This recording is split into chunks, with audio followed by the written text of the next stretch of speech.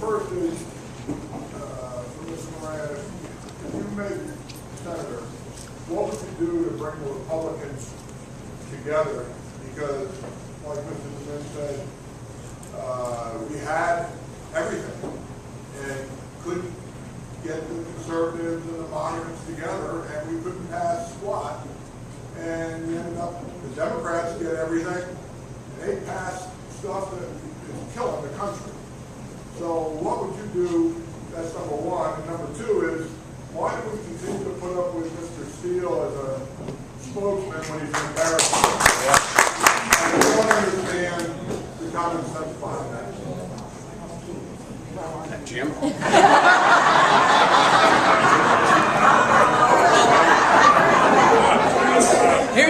Newt Gingrich will tell you this. Here's what happened to Republicans. In '94, you had this wave of people coming in with high ideals and passion, but all the committees, when we got the majority, were taken over by our senior members. A lot of them were appropriators. They had spending on their mind, and they started using earmarks to get people reelected. And that became the culture of the Congress. And when I was elected in '98, so I came in '99, and by then there was no talk of reform and all the things I wanted to run on of creating a wealth program of Social Security and fixing health. There wasn't any talk of that because it was a spending culture that ruined the Republican Party. And Jim, that's let me why intrude on that. There's a great point I thought where Republicans were so wrong. After the '94 revolution, what happened was that our leaders put the most vulnerable members of the House, those who were least likely to be reelected, on the Appropriations Committee because they knew they could then spend money on behalf of their constituents and get reelected. It became, it's this what we've always known, it's what our founders thought when they developed the Constitution, is that power corrupts. And Republicans got corrupted by the power, and it happened, it became all about how do we get reelected, not how do we accomplish the mission that the American people just elected us to do. And that always has stood out to me as like one of the most damning things about a Republican Congress is to get reelected, put people who might not get reelected easily on the committee that they can spend the most money on. What a terrible mess. I mean, it describes to you the mentality of how Washington, D.C. thinks. Or, again, it's about the power. Your question is how do you change it? And that's what I was deferring to Jim.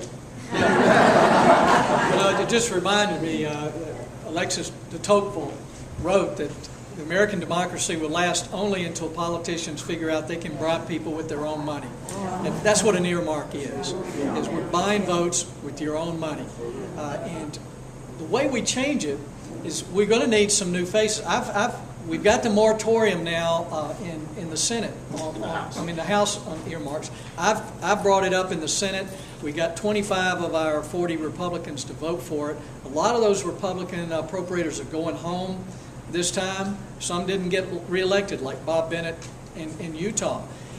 Americans are sick and tired of it. And so people are fleeing the Democrat Party right now, but they're not flocking to Republicans yet. They want to hear us say those things that commit us to not do what we did before. And that's the people I'm supporting around the country, and I think we're going to get 10 or 15 new Republicans. Just about everyone are running on balanced budgets, no earmarks, a lot of them running on term limits. We're going to get people who do what they say they're going to do, and I can guarantee you I'm going to make sure they do it or I'm going to call them out. I like that. Mr. Steele is a problem. And the things he says at best are harmful. At worst, they're used by Democrats against us. And it's a conversation we need to have with our Republican National Committee men and women and our Republican state party chairs who elect the national chairman. And again, I've met Mr. Steele. I've enjoyed my conversations with him. But you cannot run the risk of having somebody just saying things that are so damaging. Only if what? Only if you're a Republican. Oh. Because I remember, don't you remember Howard Dean? Oh, yes. Somehow Howard Dean didn't seem to cause problems for the No, not Democrats. at all. And then we ought not miss Vice President Biden. He doesn't seem to cause. Jim, yes, sir. Jerry, I want to ask a question on this